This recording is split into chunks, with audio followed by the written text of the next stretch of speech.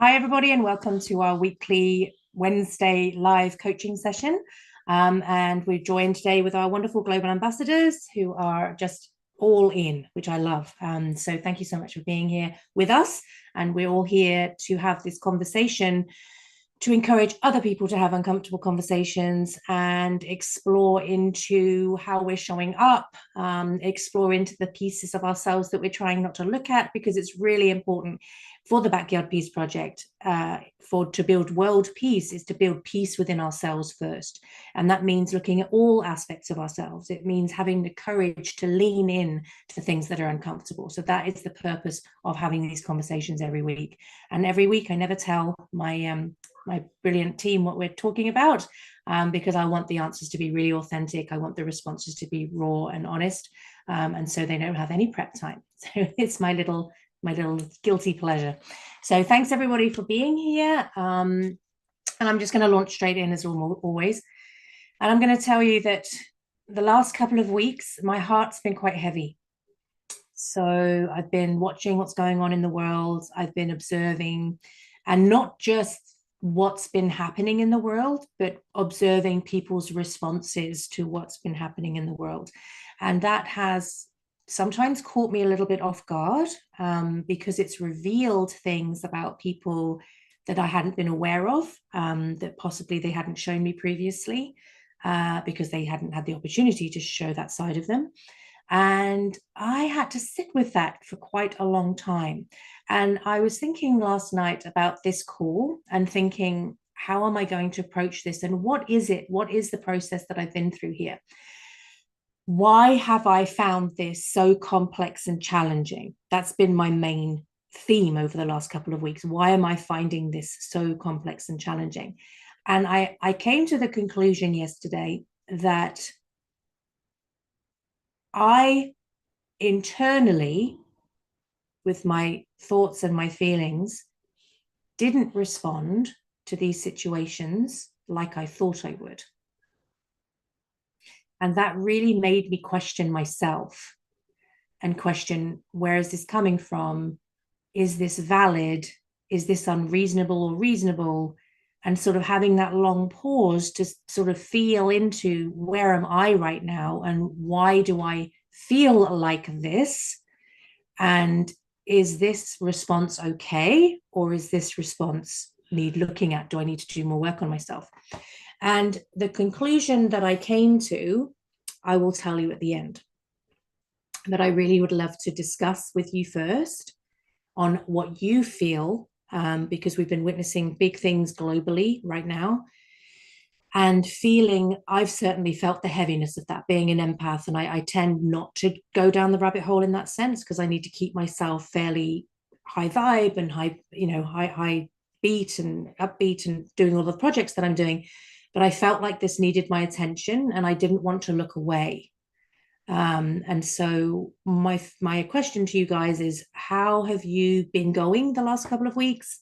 I don't want you to reveal anything, obviously, that you don't feel comfortable with, but leaning into our responses to big events and also observing other people's responses and how that's affected us.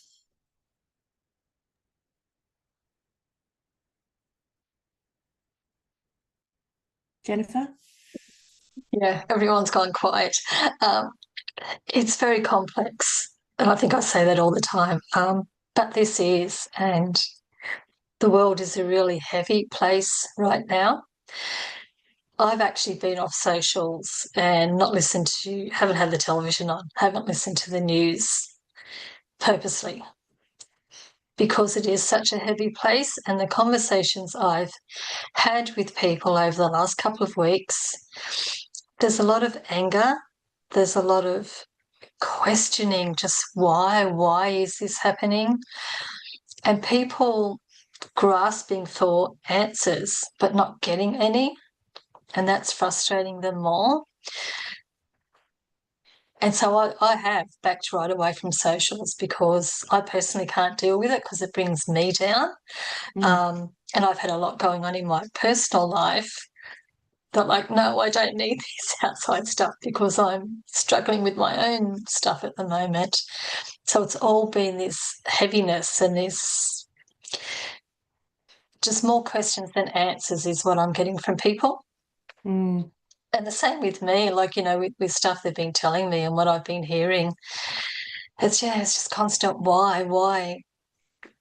And it's global. It's not just us here in our own backyards. It's out there everywhere in the wider community.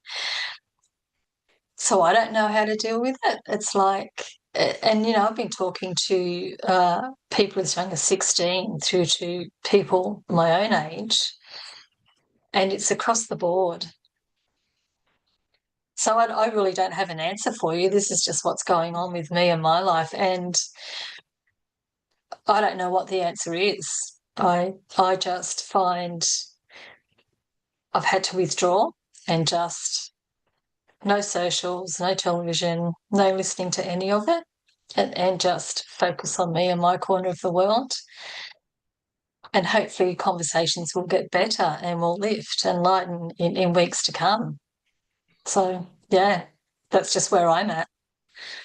And I think that's really valid, Jennifer. I really do, because there are Mm, times when, you need to preserve self first in order to mm, function, in order to serve, and in order to be healthy.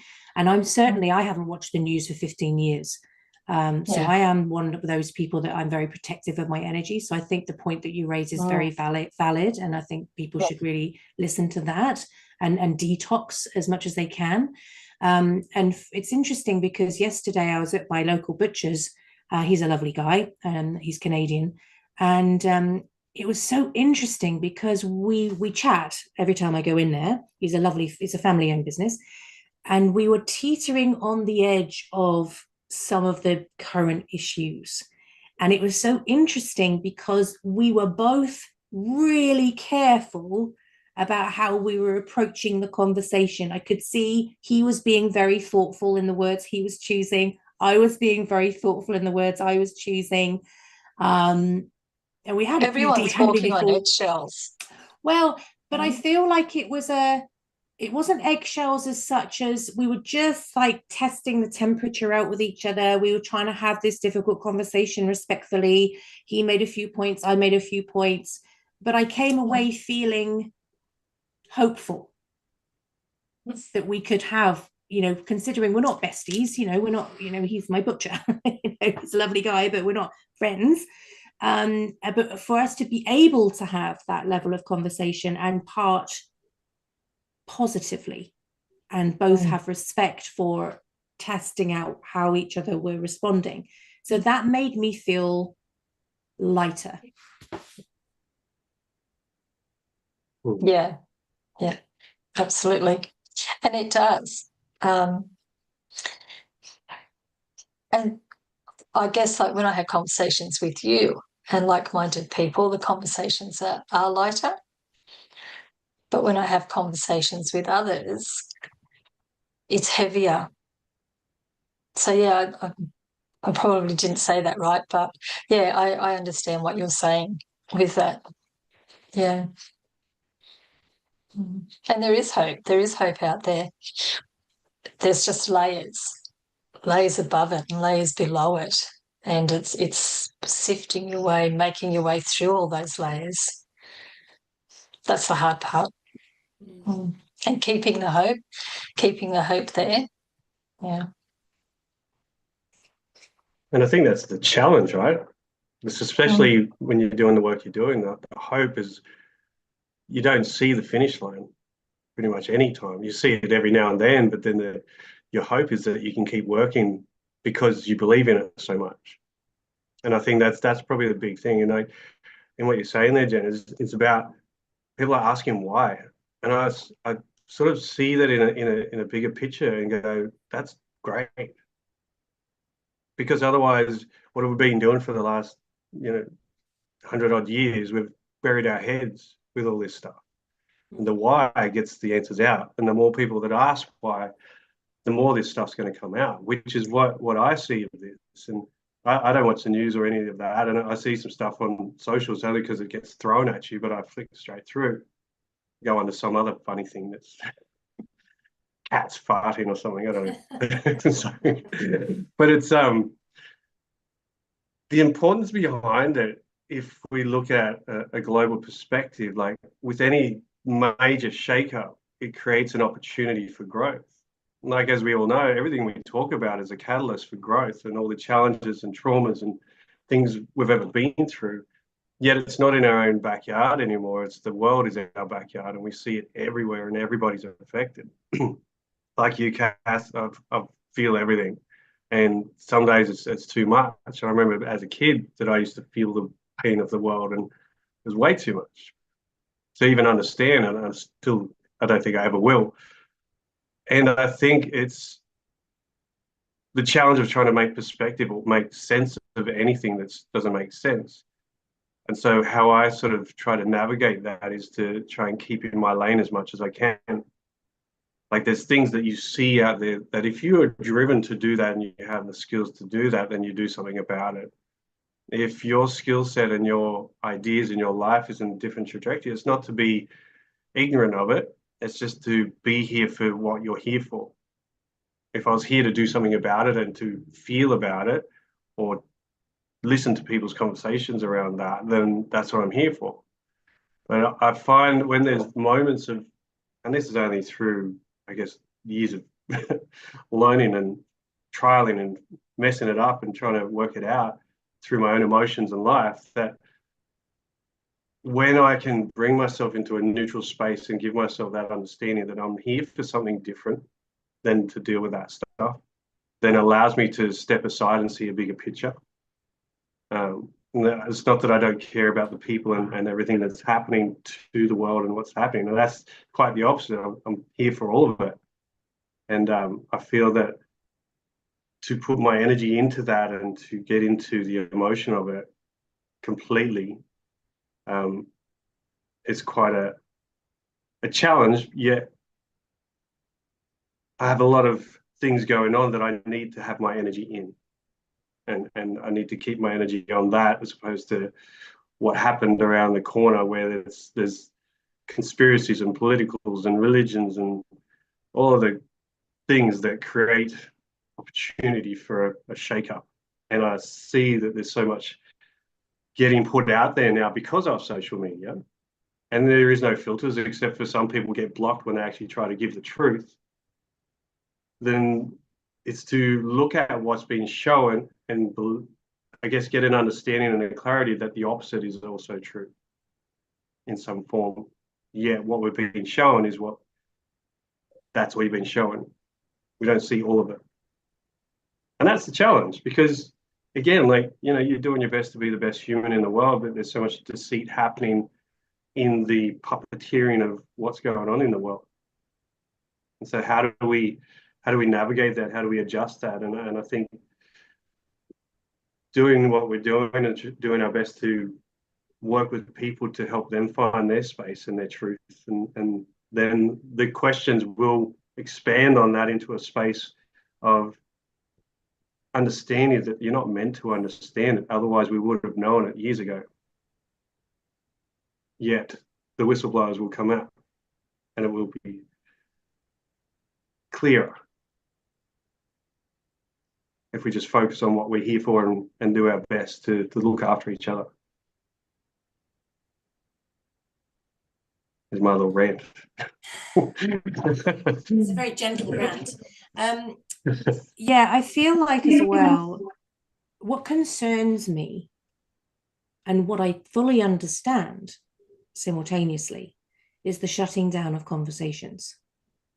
And I understand why. Being a trauma specialist, I understand why people will shut down conversations and walk away from it, because there's too much there to unpack. They haven't got the emotional capacity at that moment. They haven't got the bandwidth, etc. I get it. I totally get it. And it comes back to that self-preservation piece that Jen was talking about. Like, we need to look after ourselves 100%. But it's also concerning that, like, for example, I had a situation, and it really quite shocked me, that I had a contact, not exactly friends, but we've been contacts for many, many years. And we have navigated through different things together. But on one particular issue, when we were trying to discuss it, this person who is the head of a media outlet completely shut me down, like removed me from all of the platforms. And I was so respectful and gentle in the conversation. And I was like, wow, that is really quite, number one, surprising. I was very surprised because I've always held this person in, high, I've always revered this person and really respected and honored them and thought they were fantastic. And so that really surprised me that as we were just very, very gently and respectfully having an uncomfortable conversation, because my perspective wasn't matching their perspective, they just bolted. But then what concerned me was like, you're the head of quite a big media.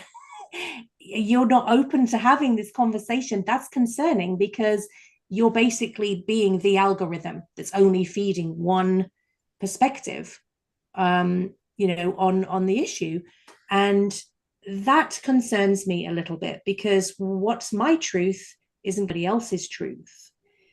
But if we can talk about it, surely we can find some threads of commonality to understand each other to a deeper level and move forward together, working collectively for a future rather than this polarization that we're seeing at the moment. I think it comes, the algorithm is real, right? Like it is so real. My kids woke up to the shooting the other day, and it's never crossed my algorithm. It's never come up yet. All of my children saw it, and my children are older, obviously, but they all saw it within minutes of waking up that morning. I'm like, wow, our algorithms are so different, and not just for the funny things that I see on TikTok, right? Their funny things are different to my funny things, or so I'm told. But that what we get from that space, and I think COVID taught us this a lot, in that we will only hear often what we're looking for. And my mum goes down lots of big rabbit holes, right? Like the stuff that's on her algorithm is deep hole stuff. But I think the problem with these conversations, if we are applying judgment at any point, then we are never going to have an honest and open discussion. And if any one party is applying judgment, then we're never going to get there. And it's almost not worth having the conversation for me, right? Because my job is not to change someone's mind. My job is, if we're having a conversation, is only ever to express my perspective, knowing that there will always be other sides to that.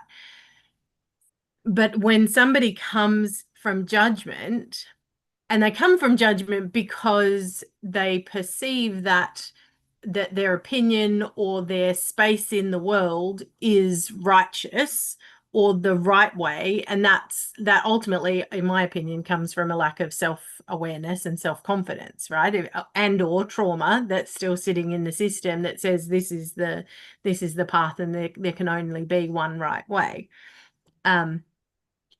But it's the judgment piece, I think, that stops there being a fully open and collaborative conversation that can actually go anywhere. So I'll avoid these conversations like the plague. But it didn't. I went into a workplace the other day, and all of these mature women were talking about what they had seen on their Instagram. So it had obviously come up on theirs as well, and there was no filter and no warning, and all the other pieces weren't there, and they had been distressed by it, some of them not sleeping, all the things. I went home to my kids and I was like, just checking in, how did that land for you guys? Like, are you all okay? Because I haven't seen it, but I know you all have. Are you okay?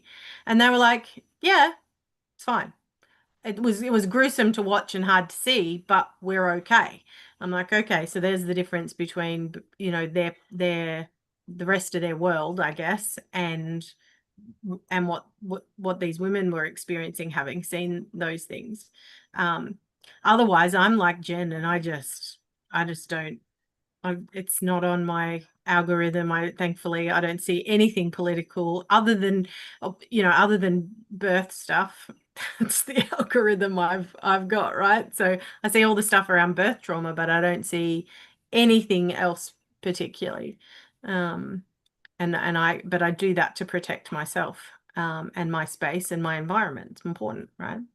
But yeah, I think it's the judgment piece is what I really wanted to say, just in a long-winded way. Do you think with the like with the difference between older adults and then the teens and 20s and younger, is there like a what's the word for it? They've been Desensitization. desensitized and normalized that killing and shooting, because Their games. all the games are designed, like trying to find games for my kids, like 8-year-old, that hasn't got shooting or killing or some form in it. I was like, he wants to play video games. Like, good. But everything doesn't have to be about killing. Does that desensitize them to then when the reality hits in and seeing it on the news, that then it's like, oh, well, that's normal. Like seeing someone getting stabbed on TV or something. It's terrible. Scientifically, we know it does. That's what the research shows, is that it does desensitize. However, I have 4 daughters, none of whom played, shoot 'em up games. It wasn't what they did. And so I don't think there's a desensitization for them necessarily. I think they spoke very eloquently about their ideas around it, in that it's no way for anyone to go. They showed compassion for the fact that his wife and children were present. They said, despite his opinions, nobody, like, that should never have happened, and they had compassion for that. But they weren't traumatized by it. It didn't cause them to feel, and they had discussions around his politics and all of those sorts of things. But it wasn't distressing for them, in that it was something, and it just, for them, the poignant moment was the fact that he was talking about everybody should be able to have guns at the point at which he was then shot, and they were like, that's got to make you think, right? Like, so there 100% is a desensitization that has happened out there. It wasn't present, I don't believe, for my children in that moment. So there are some young adults who won't have that same, but will have a different analysis, I guess, based on the security in their home or how secure they feel in the world. And I like to think my children feel safe and secure. Although when we lost power last night and everything went black, I was told to come to the 15-year-old's room to rescue her from the boogeyman who might be in the cupboard. Quick, lights are gone out. But yeah, so I think there's a bit of both potentially. Yeah, absolutely, and that's bringing up your children with being able to think broadly without just numbing and just, like, it's not just the games, there's movies and media and all sorts of stuff, but it's like being able to share with them your thoughts and your ideas and being that example. I think that's brilliant, and that's the future. Because the reality is it's going to happen. It's like, how do we react with that? How do our children flow on from that and expand on those conversations into a degree where there's compassion, peace, and understanding? That's brilliant.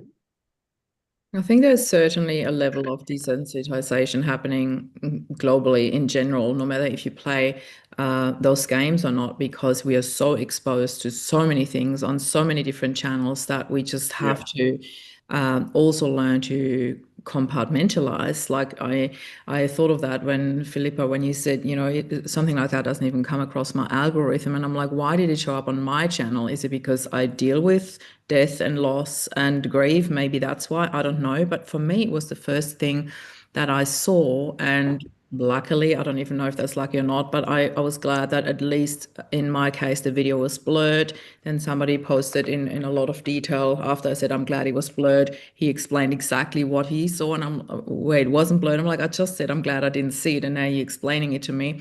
It's not really what I asked for, but I think I want to put a positive twist on that as well, because the thing is, if we go back like 50, 100 years even, where we didn't have any of those social media or all these channels where we get bombarded with news every day, where we kind of have to desensitize a little bit, because otherwise where would we end up? You know, we'd all go insane with way too much empathy or taking things on board that are not ours to carry.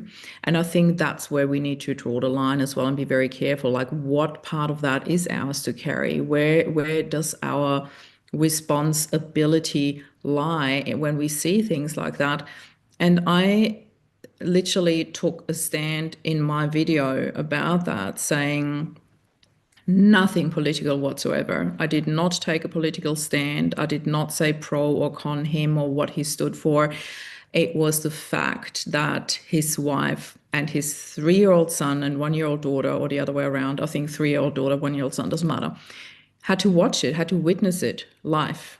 And then what makes it okay to post it all over social medias, and other women get flagged because they had a video of them breastfeeding? I mean, where can this be right? And that's all I said. And now my Insta account is gone, and now I'm flagged on Facebook groups and I can't post anymore. It is just really unbelievable, where I'm thinking all of this was about, where's the freedom of speech? You know, when you can't say anything without being shot, when you can't say anything without losing all your access. There is no freedom of speech in any of that. And that, to me, that fact is the most concerning of all of that. That we can't actually say what we stand for without being shot, flagged, shot down in whatever way. I know that's a broad spectrum that I'm putting out there. And when we get to the point where, you know, things like that happen in front of the entire family, and there is no one size fits all in the way that social media approaches that.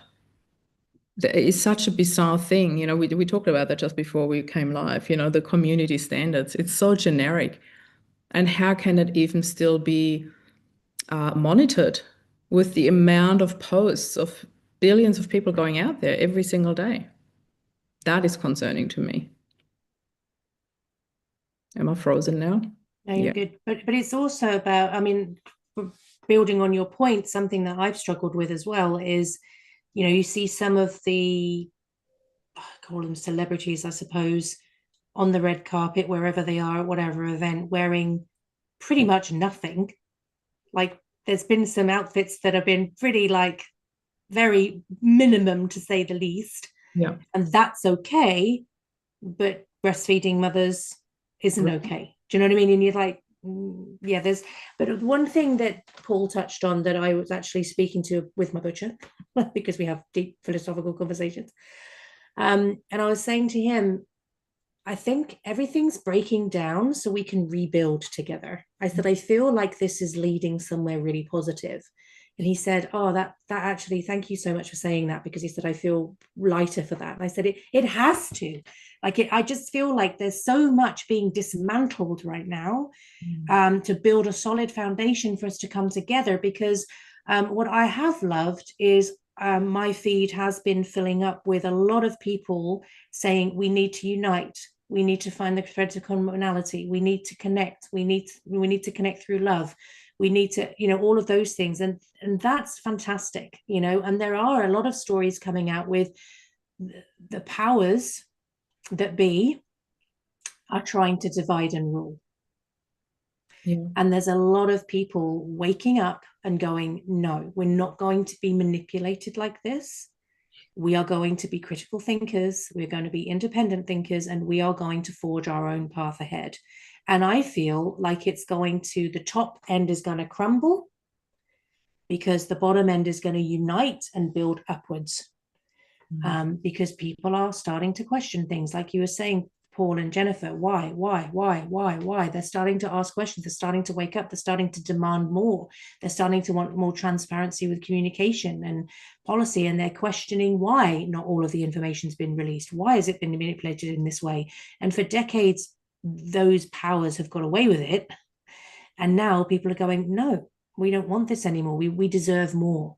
We deserve more transparency. We deserve to be led from somebody who wants to unite us, and I feel very strongly about that. And I've seen some excellent leaders coming up through the ranks who have that agenda, which is very encouraging. I like that, Paul. I think you were the one who brought that in, the question of we need to ask the question why, so we can get to the bottom of this, or that, things will be shaken up a little bit more. It was really interesting to watch my reaction while I was listening to Jennifer and you talking about that, and now you, Cathy, because in my line of work, I usually come from the opposite, where I work with a lot of widows predominantly that constantly ask themselves the question, why? Why did he die? Why did this happen to me? Why? And I usually steer them away from that why and said, we cannot drive ourselves crazy with that question, why? We have to look at what can we actually do with that? What can we do with that going forward now? How can we rebuild our lives? But in this case, it's different. And that's why I had to really sit with that, how that lands with me when you guys say we have to ask the question why. I'm like, it's interesting because it's polar opposite of what I was teaching, but it's a different situation. It's not somebody died and it was their time to go, and we sort of hold ourselves back from healing with being stuck in a question why. It's something terrible has happened that could have been prevented, and we do need to ask that question. It's a very different situation. But the one thing where I see the commonality that I find so important is, what do we do with that going forward?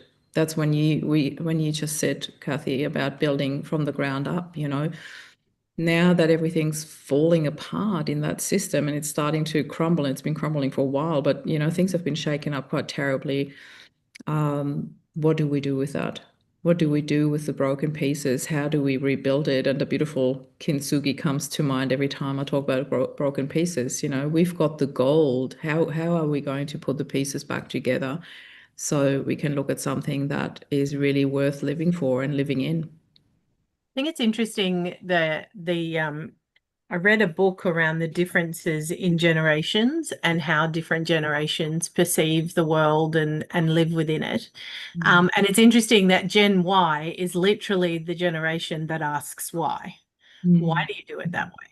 Why are you going to, why do we have to keep doing it that way? Like, can't we do it a different way? And they literally are the generation to question what's happening. And I think the millennials are, and the Gen Zs are like, well, I don't like it, so we're not going to do it that way, right? They're not even asking anymore. They're just assuming they're going to do it their way. And so I think for me, I actually feel very hopeful in our future generations, particularly if we can stop stressing them out with, being too busy and having too much on their plate all the time. I think if we can honor their lack of tradition as actually what could bring the world together, then we will see over the next few generations a very different world. We've had, and you said before, Cathy, it's been decades, it's been centuries of this kind of looking to our betters for guidance, whether it be the church or the royalty or whoever it might be. For centuries we have looked to someone else, for our source of information and guidance, instead of being self-directed and living as a community. And as some cultures did this much better, but from a Western perspective, we have for centuries given over our power, so to speak. And so you follow, if you look at the builders and the boomers and the Gen Xers, I think are just well, I think we're a powerful underutilized generation, because we kind of sit in the middle and go, I can see why you did that, but I can see why they want to do that. Let's go with this, right? But I'm actually really hopeful about what will happen if we just let these young people, if we support them with the wisdom and the knowledge and the love and the guidance, rather than the judgment, and rather than holding them back into what should be what we think or what has always happened, and we let them create the world that they want to bring their children up in, you know. But we're just still so tied to these archaic models of, you know, and the middle-aged white man running everything, which is effectively what most nations in, you know, in the Western world at least still operate under. If we can get out from underneath that stuff, we could actually have a really powerful community supportive space. So I'm hopeful, but I do think it's going to take a couple of generations to really see this stuff start to come through. Yeah, I think with what you all mentioned is like the way we parent our kids, the next generation, it has to change. We can't use our parents' parenting way to guide the next generation. So like what Philippa has said, is like the Gen Z is like, I don't ask why anymore. I just do what I feel like doing. They don't even ask for your opinion or anything at all nowadays. They just do what they like. And instead of that, I think the way we parent is like, instead of letting them do what they like, we need to ask like what's their opinion and things like that to gather more information from them and guide them along that way. I don't know, you can say the right way, how to move forward. So for my kids, it's like they do play. I mean, I have a young man at home and he plays games. And yes, there is shooting games as well. But when it comes to the real life situation, like what you mentioned, looking at the videos on social media and all those things, I always remind them, this is what people put out. So you don't let that affect you and you don't learn from that. But you always have to do your research and you always have to think in your own way as well. So how does it really affect them? They feel safe, maybe because we are in Singapore, so they feel safe. They don't feel the fear. But at the same time, I always remind them, you have to be aware as well. The situation around you, the people around you, so that you are always be on alert or anything, if anything happens. I love that you say that. Literally, my parenting course is called Not Your Mother's Parenting Playbook, because we have to do it. And not because it's a judgment on how our mothers did it, but because we have to reinvent it if we want a different outcome. And I think we need to encourage our children to, like, they won't ask why necessarily, but they'll very happily, my children will very happily tell me what they think is wrong with it. And my kids ask for guidance. They'll ask for my opinion. But I think they feel free to do that because they know that I won't judge them for their opinion, and that I will seek only to help inform their opinion, and ask them questions to think on to help them create that. And I think that's for me, I think since perimenopause hit, I've shifted I don't know if everybody goes through this, but I've shifted my thought process has gone from, instead of being the doer necessarily, to being the usher. Does that make sense? So I feel like my job now is to guide rather than to do. And probably not being very articulate today, but yeah, just kind of shifting in that zone to be able to say, okay, what can my wisdom and experience give to the next generation to help inform them of how they can sit in their own power and move forward with confidence and clarity, and in their best space. I just also want to say, Philippa, what you just said about the course and the parenting, it's not even just that the way our parents did it was so wrong. At least I don't feel that with my parents. I feel in particular my dad has done a really, really great job. I've got a different relationship to my mom, and we're in a very beautiful healing stage, let me put it that way. And I think that it's from generation to generation, it's the same thing, you know, like what my grandparents did with my parents certainly didn't work for them doing that with us. So they changed it, and now we are changing it. I think part of it is that it's completely normal from generation to generation to evolve. But what makes it so much more intense is because everything's just changing so much faster than it used to 2 or 3 generations ago. Now the change is like on a daily basis, to the point where both my sons, and they are 17 and 15 now, tell me like, this is happening too fast. And they grew up in that generation, and they are telling me that everything's happening too fast and changing too fast. And I feel like it is getting trickier by the decade, or by the year, or even by the minute at the moment, to adjust and adopt and adapt.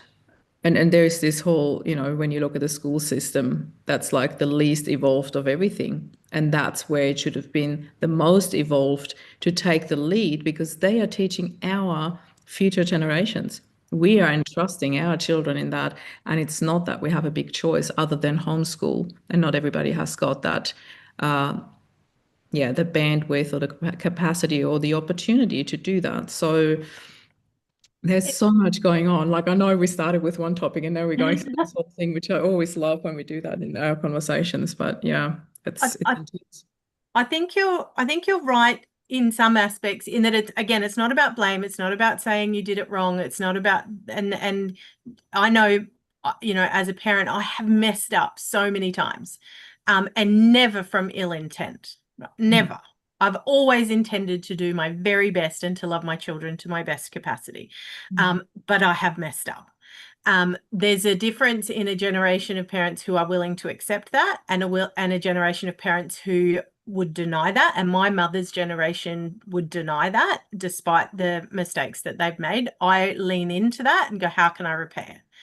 But I think the interesting that we talk about the generations changing it all the time, and that is true, but only for the Western world. There are cultures around the world who exist in this current climate with mobile phones and internet and all the things, who parent the same way they have always parented. And they have some of the most cooperative, community-minded children and young adults in the world. And there's a great book called Hunt, Gather, Parent, and she talks about these particular communities, and she went and sat with them to figure out how are they parenting in a way that actually creates this desire for children to seek information from their elders and so on. And if you look at the work of Gabor Mate and Gordon Neufeld, they talk about this relationship-based parenting, which if we actually take what they're modeling there and we go back 400 years, 500 years, that was how people would have parented even in the Western sort of culture, or European style world. It was far more based on time, relationship, and less about behavior, and more about understanding children and allowing children to have emotions and all those sorts of things, and just be kids, right? There was a lot. It was slower.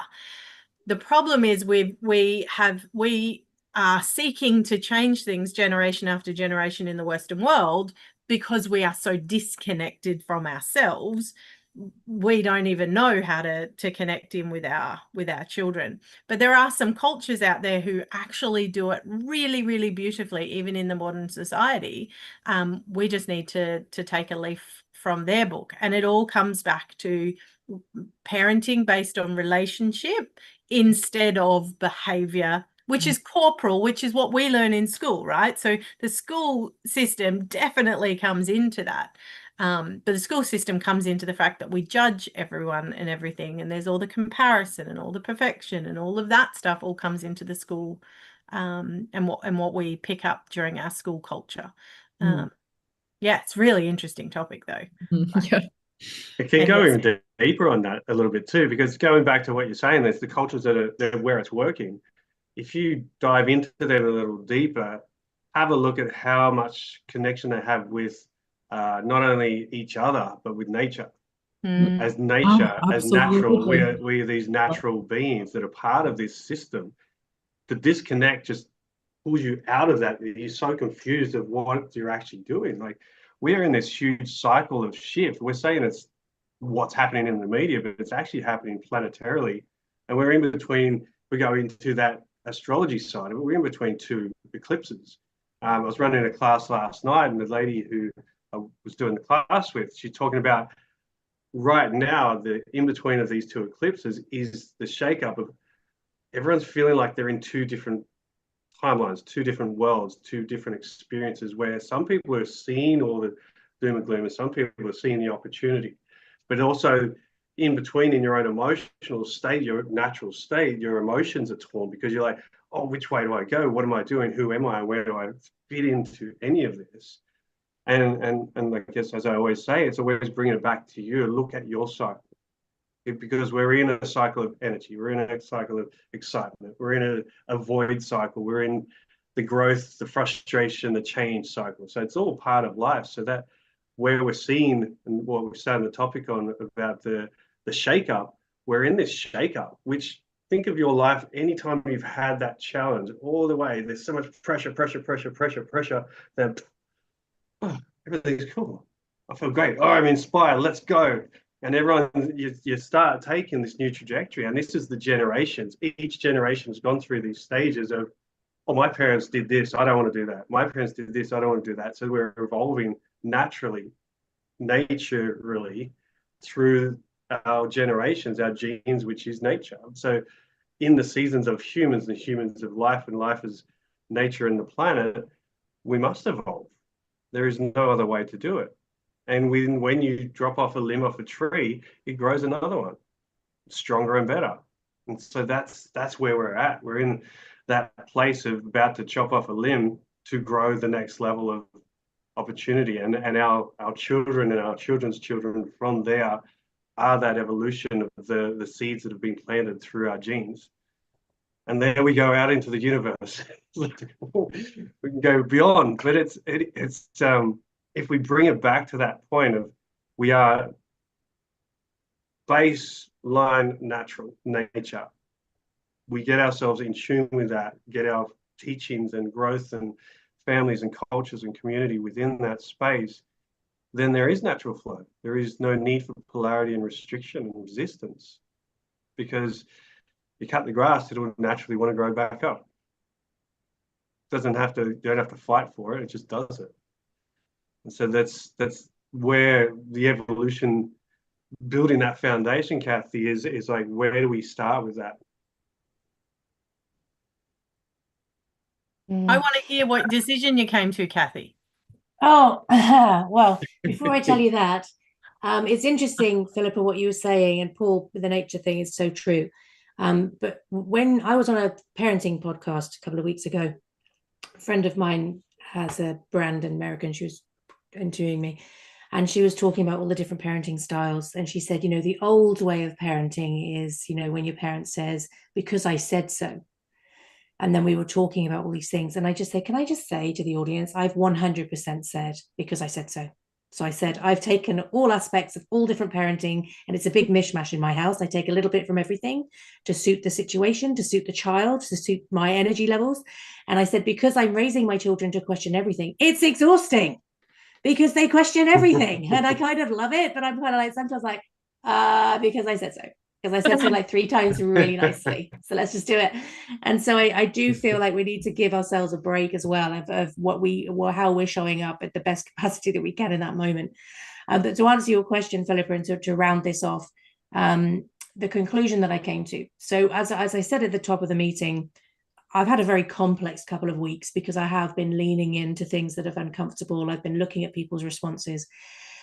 And I think my challenge, and at first my disappointment, was in how I responded, and not publicly, just within myself, how I felt, how I responded within myself. And then I was thinking about the Backyard Peace Project, and I was thinking about our vision and what we're creating here, and all of the heart and love and all of the work we've put into it. And I came to this conclusion. It's okay not to have a perfect response. It's okay not to be a robot. It's okay not to have ascended to such a level that you don't feel things at a human level. But the piece was, for me, being able to lean in and explore it and come out with some kind of calibrated equilibrium at the end, where we're encompassing it all and showing up and being, hopefully, a bridge between the two sides. So that was my conclusion. I love that. So thank you, everybody. Thank you so much for joining us. We're here every Wednesday. Well, at least, well, I can't even say that I am now, because sometimes people cover for me because I've got things going on. So I appreciate the cover. But thank you so much for being here. Do comment below. Jump into the Backyard Peace Project free Facebook group if you want to be connected with us. We're here, we're building extraordinary things in the background. There's going to be a huge promotion with an amazing deal for you very, very soon. The Backyard Peace Project anthology is now going to be, it's in pre-sale. So we're launching it on World Peace Day on the 21st of September. So please look at our socials, because you'll be able to see we've got 5 authors on this call, part of the Backyard Peace Project anthology, Finding Peace Through Struggle. And some of those stories have never been told. And we touch on some very, very deep topics that I do feel that, with all the complexity that people are navigating through at the moment, I do feel that this is going to be a lifeline for a lot of people, because there's a lot of vulnerability in the book and a lot of strength, hope, and inspiration. So I do hope that you'll pre-order and get your copy hot off the press. So thank you so much for being here, and we shall see you next time.